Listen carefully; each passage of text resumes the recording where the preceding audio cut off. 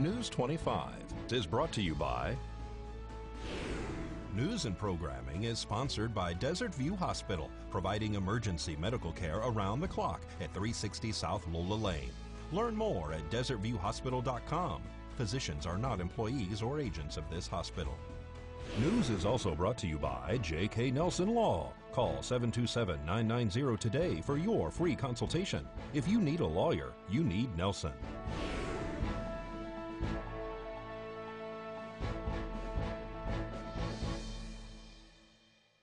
Tonight, several structures are protected after a car catches fire. And construction is set to begin soon for a new winery right here in town. News 25 starts now. You're watching KPVM News 25 with Deanna O'Donnell and Eunette Gentry.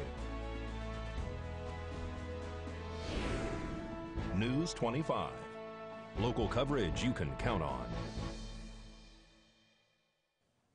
A small truck engine compartment catches fire next to a business. It's Tuesday, January 8th. I'm Deanna O'Donnell. And I'm Eunette Gentry.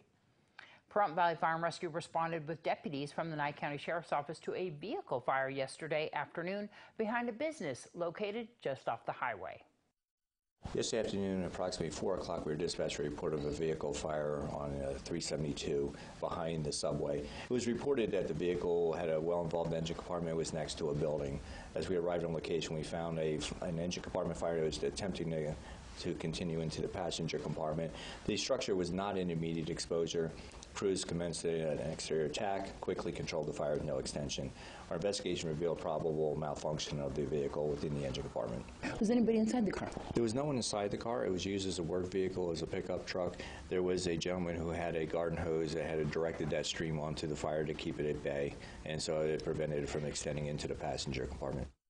And one person was injured in a 3-car crash late Monday afternoon. Dispatch for a report of a motor vehicle accident with injuries on Wilson in front of the Christian Community Academy, which is the school and church that are located on that particular street. Our investigation revealed it was 3 vehicles striking each other from the backside, and we found that the middle car had an injury.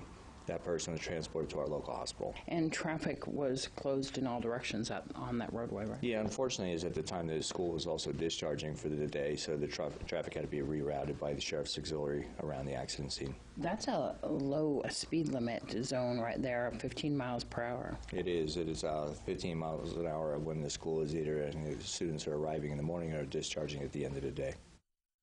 And the parents of a toddler were arrested when an employee of a local fast food restaurant reported seeing drug paraphernalia inside the vehicle while at the drive-thru.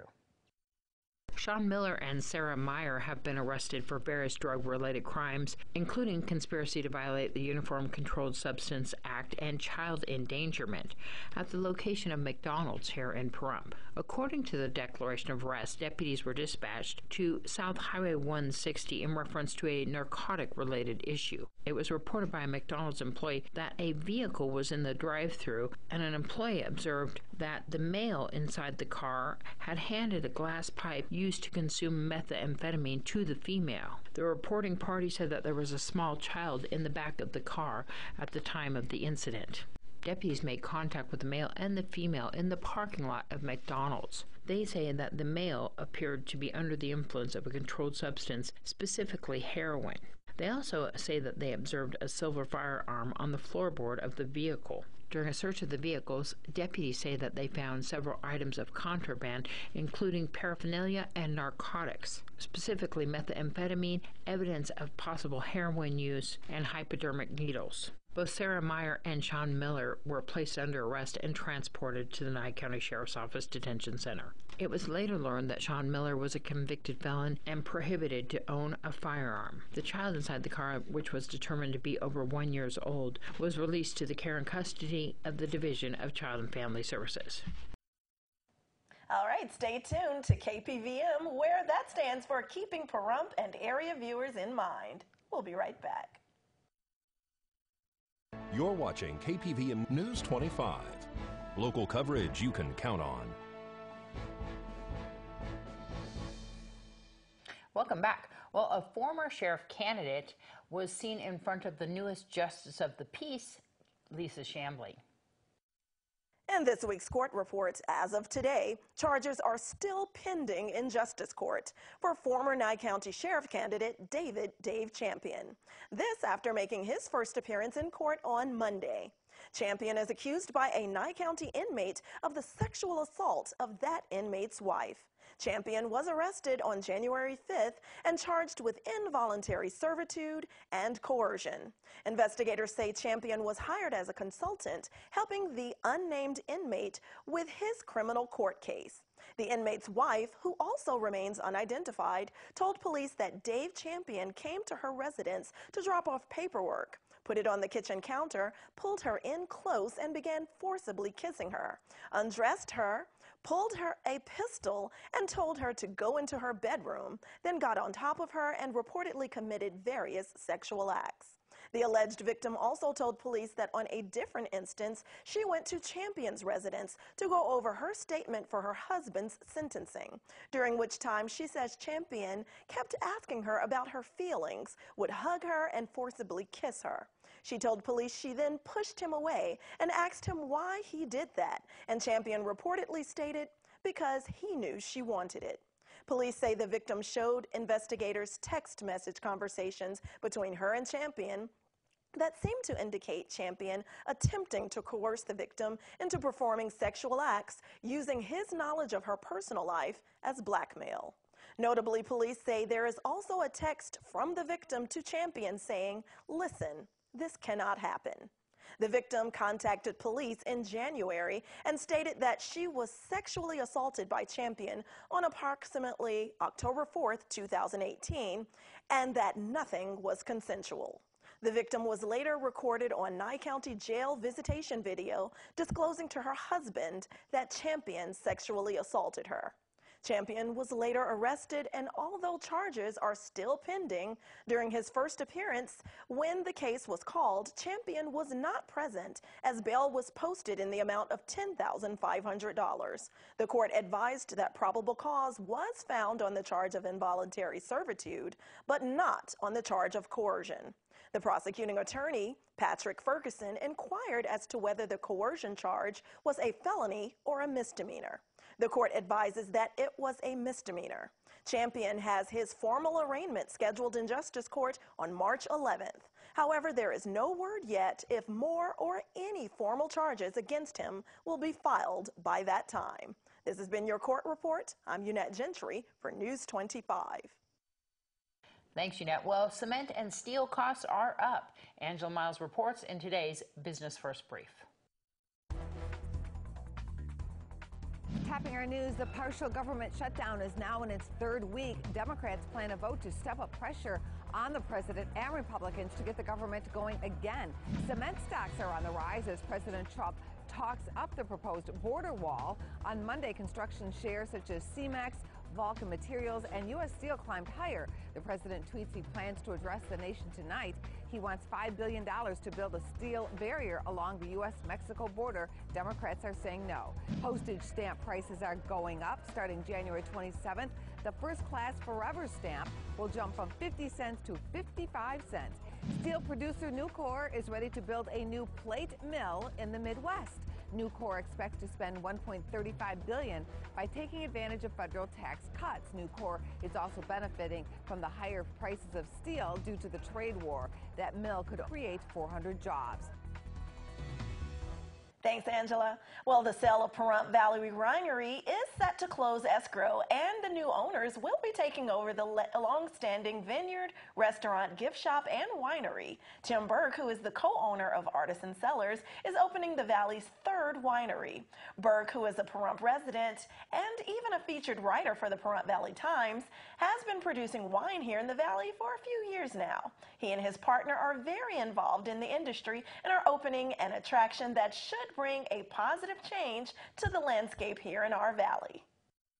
Well, Artesian Cellars is a project we've been working on for a number of years here in Pahrump. Originally it was based on the idea that we needed to do some research for vines and what grapevines grow best in Nye County in southern Nevada. University of Nevada, Reno has had a project for a number of years, but it's been focused on northern Nevada only. Even though we have two of the largest vineyards and wineries here in Nevada, here in Pahrump. Wow. So we looked at that and said, we need to do something about that. And we got with the USDA, and they agreed to help us write a research paper based on what grapevines grow best down here in southern Nevada. When you grow grapes, the end result is you make wine out of them. And so we're putting in a production facility up on the highway on Mance Road. And out of that production facility, we'll be producing wine. We've been producing wine for about 3 years here, just not commercially available yet. We get our grapes from all over. Nevada, unfortunately, does not have a lot of grapevines yet, which means we have to source our grapes from outside of Nevada also. California and Washington State are two of the areas, but last year we did harvest 6 tons of Nevada grapes. And right now the legislature passed that law about 25% of Nevada wines being actually Nevada grapes? Yes, in 2015 they passed AB 4. And AB 4 stipulates that a winery has to have 25% of their production from Nevada grapes. Unfortunately, there's not enough grapes in Nevada to really fuel the industry right now, and there needs to be a lot more vineyards planted in order to grow the wine industry. We have the fewest wineries of any western state. We're going to plant approximately 4,000 grapes on the 5-acre parcel up on the highway, and we've been working with other vineyards. We harvest right now from Alamo, from Fallon, and from Amargosa. What a great entrance to the town to see these grapevines, but you also are going to be building a facility there for entertainment and all sorts of things. Tell everybody about that. Yes, there's really, we definitely need things like that here in the Pahrump area. And as part of it is we have such great outdoor space, and that's available to us for at least 9 months of the year. And so what we want to do is enhance that and provide an area for weddings, special events, seminars, business functions, all on the property within the vineyard. When will your wine be available? How soon do you project that? Well, actually, we will have wine that we've been producing available by March of this year. And then once our production facility is up, which we hope to have completed in 2019, we'll be producing off of that facility also. All right, we're looking forward to that new addition. Yeah. Well, News 25 will be right back with much more local and area news. News 25 is brought to you by William H. Jackson Injury Attorneys. Injured? Get Bill and Robin, your local injury attorneys.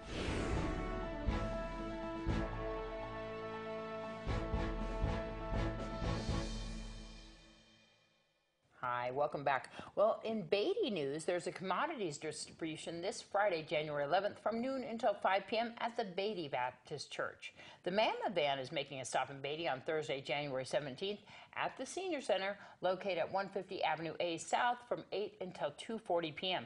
To book your appointment, you can give them a call, 877-581-6266. And don't forget that Produce Palooza will be on Wednesday, January 16th from 3 until 6 p.m. at the Community Center located at 100A Avenue South. It's free and open to everyone.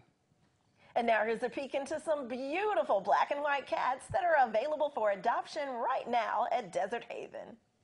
Save a Pet is sponsored by Jim Marsh Automotive, Las Vegas. News 25 recently visited the cattery inside of the Desert Haven Animal Society. There are many felines available, including kittens and adults, with a wide range of coat colors, sizes, and personalities. If you are interested in adopting a cat, give Desert Haven a call at 775-751-7020. They are located off of Ceary Lane behind the Nye County Courthouse. You can look them up on Facebook at Desert Haven Animal Society, or you can check them out on the web at deserthavenas.org. This is Peyton Kingston reporting for News 25. I think Eunette's going to bring her some cats home. Well, Veronica is reporting to us from Pahrump Valley High School with the latest school news. Hi, I'm Veronica De La Rosa, and this is your student news. Students, do you have a desire for a career in law enforcement? Popular law enforcement careers include police officers, sheriffs, federal agents, state police or highway patrol probation officers, military police correction officers, and security officers. There are even scholarships available. Learn more at exploring.org on the web or call the Nye County Sheriff's Office at 775-751-7000. There's a drama meeting for interested students tomorrow, Wednesday, January 9th at 2:30 p.m. here at Pahrump Valley High School in Miss Nielsen's classroom. For more information, contact the main office. We have a bunch of games this week. Boys and girls basketball B team, junior varsity, and varsity are playing against Del Sol in an away game January 10th. And they're also playing against Boulder City here at Pahrump Valley High School January 11th at 3:30, 5 p.m., and 6:30. Boys wrestling is also having their fair share of games. January 10th, they're against Mojave here at Pahrump Valley High School. January 12th, varsity and junior varsity are against Pradnet Valley and Desert Oasis. Good luck, team. This is Veronica De La Rosa with your student news. All right, we'll be right back with your forecast, and we'll tell you whether or not you should get those umbrellas out or if it's time to pack those coats away. But first, let's take a look outside and see what our current conditions are. We'll have your weather report right after this.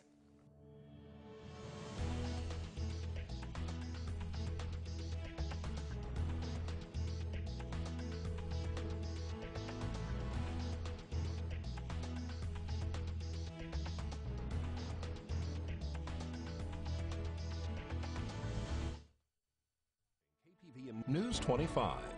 Local coverage you can count on. Hello and welcome back to News 25. I'm Michael Donahue with today's highs. In Pahrump and Amargosa, it's 58 degrees. Death Valley, 67. 54 in Beatty, 47 in Goldfield, 43 in Tonopah, and 50 and 48 in Fallon and Fernley. For tonight, 39 degrees in Pahrump, 47 in Death Valley, 37 in Amargosa, 34 in Beatty and Fernley, 28 in Goldfield and Fallon, and 29 in Tonopah. Tonight in Pahrump, we're expecting partly cloudy skies, a low of 39, an average of 32. Sunset at 4:45 p.m. Winds out of the south-southeast at 6 miles per hour with 8 mile per hour gusts, and our humidity at 63%. For tomorrow, cloudy skies, or mostly sunny skies, a high of 63, a low of 39. Sunrise at 6:55 a.m. Winds out of the south at 6 miles per hour with 9 mile per hour gusts and 48% humidity. Looking ahead into our 7-day, we still have some pop-up showers expected throughout the week. Those clouds aren't really going to go away anytime soon. For our high temperatures on Wednesday, Thursday, and Friday, we're just going to be in those low 60s. On Saturday through next Tuesday, we're going to drop down into those mid-50s. For overnights, we're still kind of going to be bumping around between those high 30s and those low 40s for our overnight temperatures. So with that, we throw it back to the desk with Deanna and Eunette.